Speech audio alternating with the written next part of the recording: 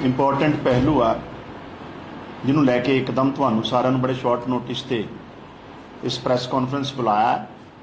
तुहाडा सारिਆਂ ਦਾ स्वागत। अज पटियाले विच एक मंदभागा इंसीडेंट वापरिया है। इस अनफॉर्चुनेट इंसीडेंट नू लैके जिस तरीके नाल उत्थे टकराव की स्थिति बनन दे आसार बन गए सी, हालांकि पंजाब पुलिस ने मानयोग मुख्यमंत्री जी पूरी सिचुएशन नू मॉनिटर कर रहे सी। पंजाब पुलिस ने पूरी तरह ये सारी स्थिति ते काबू पा लिया है, लेकिन सानू लगता है कि जिस तरीके नाल मान साहब की सरकार पिछले 1 महीने तो लगातार माफिया के खिलाफ कार्रवाई कर रही है, जमीना दबण वाले सरकारी जमीना ते कब्जा करने वाले वड्डे लोगों के खिलाफ कार्रवाई कर रही है, जिस तरीके नाल इस पूरे नैक्सस नू जिन्हां ने पिछले कई सालों तो पंजाब नू लुटिया उन्हां नू नेस्तनाबूद कर रही है मान साहब की सरकार। सरकार की इस कार्रवाई नू, सरकार दे इस पंजाब हितैषी कम्मां तो सरकार की इंटेंशन नू डाइवर्ट करने वास्ते, क्योंकि साडे विरोधियों को यह गल पच नहीं रही कि एक आम साधारण परिवार का नौजवान अज पंजाब का मुख्यमंत्री बन गया है।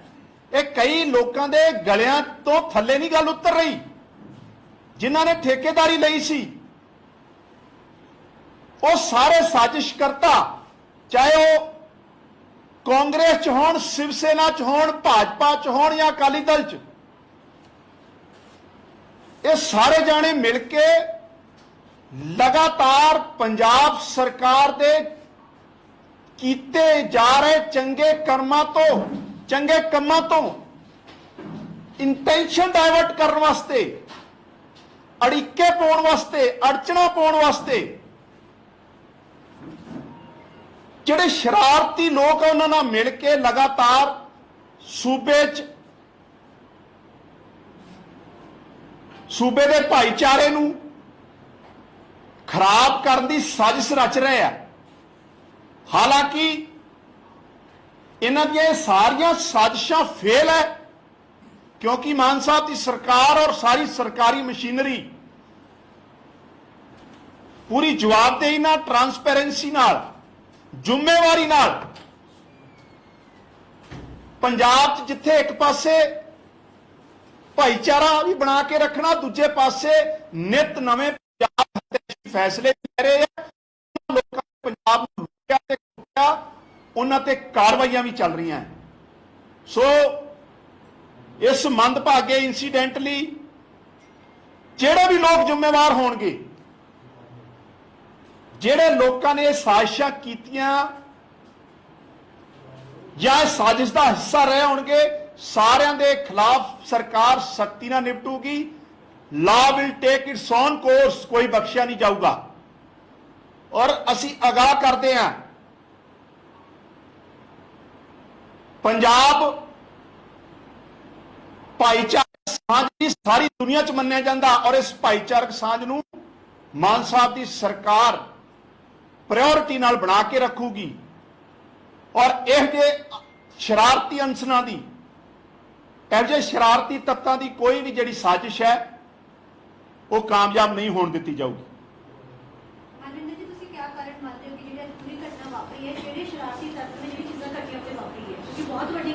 देखो, जिस तरह मैं जिक्र किया पिछले कई दिन तो एक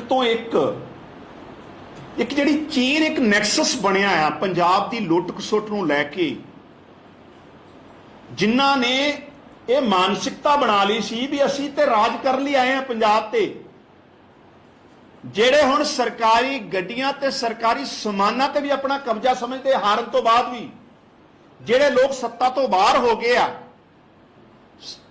ਇਹ ਲੋਕ ਕਿਤੇ ਨਾ ਕਿਤੇ ਮਾਨ ਸਾਹਿਬ ਦੀ ਸਰਕਾਰ ਦੀ ਜਿਹੜੀ ਵਰਕਿੰਗ ਹੈ ਲੋਕ ਹਿਤੈਸ਼ੀ ਫੈਸਲਿਆਂ ਨੂੰ ਲੈ ਕੇ, ਉਸ ਤੋਂ ਧਿਆਨ ਭਟਕਾਉਣ ਦੀਆਂ ਸਾਜ਼ਿਸ਼ਾਂ ਰਚ ਰਿਹਾ। ਇਹ ਸਾਡਾ ਸਿੱਧਾ ਸਿੱਧਾ ਕਹਿਣਾ ਹੈ।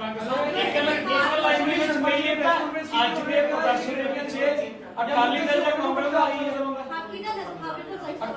ਕਾਂਗਰਸ ਦਾ ਕੀ ਨਜ਼ਰ ਆ ਰਿਹਾ? ਮੈਂ ਕਹਿੰਦਾ ਨਾਟ ਓਨਲੀ ਅਕਾਲੀ ਦਲ, ਕਾਂਗਰਸ, ਸ਼ਿਵ ਸੈਨਾ, ਭਾਜਪਾ, ਜਿਹੜੇ ਵੀ ਜਿਨ੍ਹਾਂ ਨੂੰ ਲੱਗਦਾ ਆ ਵੀ ਉਹਨਾਂ ਦੀ ਰਾਜਨੀਤਿਕ ਦੁਕਾਨਦਾਰੀ ਬੰਦ ਹੋ ਗਈ ਆ,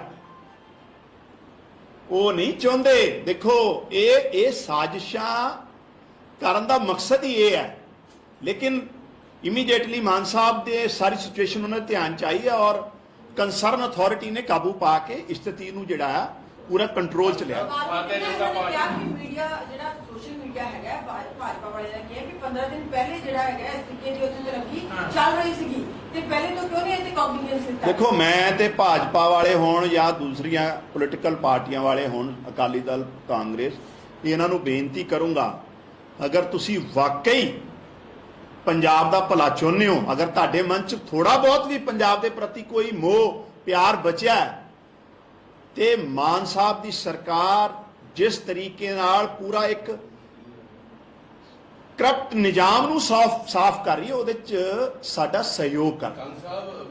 भाजपा के अध्यक्ष अश्विनी शर्मा ने ये भी कहा है कि जो 300 यूनिट बिजली को लेकर के आम आदमी पार्टी का वायदा था, उस पर भी यू टर्न, और प्लस जो मासिक भत्ता देने की बात महिलाओं को कर रहे थे, इन सभी वायदों पर एक तरह से डाइवर्ट करने का काम जो है, कोई भी मुद्दा जो है वो कामयाब नहीं हुआ, एग्जीक्यूशन नहीं किया। हिंदी कल ही 29 एकड़ जमीन जो पिछले कई सालों से सरकार की जमीन कब्जे किया हुआ था, कुछ लोगों ने उसको छुड़वाया। ऐसे पहले भी हो सकता था, ये तो अकाली दल के सरकार के टाइम भी थी, कांग्रेस की सरकार के टाइम भी थी, काली भाजपा के टाइम भी थी। पहली बार मान साहब ने एक एमएलए एक पेंशन का निर्णय लिया है। पहली बार जो इलीगल माइनिंग्स के लगातार लुट मचा रखी थी, चल रही थी, वो खड्डें बंद हुई हैं रेत की। तो इन लोगों की दुकानदारियां बंद हो रही हैं, इसलिए ये चाहते हैं कि सरकार को कहीं और मसलों में जो उलझा लिया जाए। तो इसलिए ये साजिशें हैं। और लेकिन मान साहब की सरकार को पता है ਜਿਹੜੇ ਜਗ੍ਹਾ ਤੋਂ ਪ੍ਰਦਰਸ਼ਨ ਸ਼ੁਰੂ ਹੁੰਦਾ ਹੈ, ਮੰਦਰ ਤੱਕ ਜਾਣ ਦਾ ਤਕਰੀਬਨ 2.5 ਤੋਂ 3 ਕਿਲੋਮੀਟਰ ਤੱਕ ਦਾ ਏਰੀਆ ਪਟਿਆਲਾ ਬਾਰੇ ਤੁਸੀਂ ਵਾਕਿਫ ਹੋਵੋਗੇ। ਤੁਹਾਨੂੰ ਨਹੀਂ ਲੱਗਦਾ ਕਿ ਸਿਚੁਏਸ਼ਨ ਨੂੰ ਪਹਿਲਾਂ ਤੋਂ ਕੰਟਰੋਲ ਕੀਤਾ ਜਾ ਸਕਦਾ ਸੀ? ਐਡੀ ਦੂਰ ਤੱਕ ਪ੍ਰਦਰਸ਼ਨਕਾਰੀ ਪਹੁੰਚਦੇ ਨਾ ਤਾਂ ਇਹ ਸਿਚੁਏਸ਼ਨ ਸ਼ਾਇਦ ਕੰਟਰੋਲ 'ਚ ਹੋ ਸਕਦੀ ਸੀ। ਨਹੀਂ, ਜੇ ਕੋਈ ਐਡਮਿਨਿਸਟ੍ਰੇਟਿਵ ਲੈਵਲ ਤੇ ਕੋਈ ਖਾਮੀ ਰਹੀ ਹੋਊਗੀ ਸਰਕਾਰੀ ਪੁਲਿਸ ਦੇ ਤੰਤਰ ਤੇ ਜਾਂ ਜਿਹੜੀਆਂ ਉੱਥੇ ਕੰਸਰਨ ਅਥਾਰਟੀਜ਼ ਹੈ, ਤੇ ਬਖਸ਼ਣਾ ਉਹਨਾਂ ਨੂੰ ਨਹੀਂ। ਪਰ ਇੱਕ ਪਾਸੇ ਰਾਜਨੀਤਿਕ ਲੋਕਾਂ ਦੇ ਸਾਰੇ ਤਾਂ ਸਭ ਗੱਲ ਹੈ ਕਿ ਮੰਦਰ ਦੇ ਉੱਤੇ ਜਿਹੜਾ ਜ਼ਿਕਰ ਕਰ ਰਹੇ ਸੀ ਭਾਜਪਾ ਵਾਲੇ ਕਿ ਉਹਦੇ ਤੇ ਮੰਦਰ ਤੇ ਪੱਥਰ ਕਿਰਪਾਨਾ ਵੀ ਗਿਰੇ, ਤੇ ਇਹ ਬਹੁਤ ਮਤਲਬ ਕਾਫੀ ਕਾਫੀ ਲੰਬਾ ਵਾਟ ਹੈਗੀ ਜਿਹੜੀ ਉੱਥੇ ਆਪਣੇ ਜੋਖੀਵਾਲ ਸਾਹਿਬ ਤੋਂ ਲੈ ਕੇ ਕਾਲੀ ਮੰਦਰ ਤੱਕ, ਕਿ ਰਸਤੇ 'ਚ ਰੈਜ਼ਿਸਟ ਨਹੀਂ ਸੀ ਹੋ ਸਕਦਾ। ਨਹੀਂ, ਮੈਂ ਕਹਿ ਰਿਹਾ ਨਾ, ਜਿਸ ਤਰ੍ਹਾਂ ਐਕਚੁਅਲ 'ਚ ਕੀ ਆ, ਕੁਛ ਲੋਕਾਂ ਦੀ ਦੁਕਾਨਦਾਰੀ, ਰਾਜਨੀਤਿਕ ਦੁਕਾਨਦਾਰੀ ਇਹ ਹੀ ਆ ਵੀ ਕਮਿਊਨਿਟੀਆਂ ਨੂੰ ਲੜਾ ਦਿਓ, ਭਾਈਚਾਰਿਆਂ 'ਚ ਜਾਤ ਬਰਾਦਰੀ ਧਰਮ ਦੇ ਨਾਂ ਤੇ ਨਫ਼ਰਤ ਫੈਲਾ ਦਿਓ। ਆਮ ਆਦਮੀ ਪਾਰਟੀ ਦੀ ਔਰ ਮਾਨ ਸਾਹਿਬ ਦੀ ਸਰਕਾਰ ਦੇ ਫਾਰਮੇਸ਼ਨ ਤੋਂ ਬਾਅਦ ਉਹਨਾਂ ਦੀਆਂ ਦੁਕਾਨਦਾਰੀਆਂ ਬੰਦ ਹੋਈਆਂ। ਸੋ ਉਹਨਾਂ ਦਾ ਤਾਂ ਮਕਸਦ ਇਹ ਆ, ਲੇਕਿਨ ਸਾਨੂੰ ਪਤਾ ਆ ਮਾਨ ਸਾਹਿਬ ਦੀ ਸਰਕਾਰ ਇਸ ਚੀਜ਼ ਤੋਂ ਪੂਰੀ ਤਰ੍ਹਾਂ ਸੰਜੀਦਗੀ ਨਾਲ ਜਾਣੂ ਹੈ ਕਿ ਕਿਹੜੇ ਲੋਕ ਹੈ। ਹਾਂ, ਜਿੱਥੇ ਵੀ ਕੋਈ ਬਲੈਕ ਸ਼ੀਪ ਅਫਸਰਾਂ 'ਚ ਵੀ ਹੋਣਗੇ, ਬਖਸ਼ਣਾ ਉਹਨਾਂ ਨੂੰ ਨਹੀਂ। ਬਹੁਤ ਬਹੁਤ ਧੰਨਵਾਦ।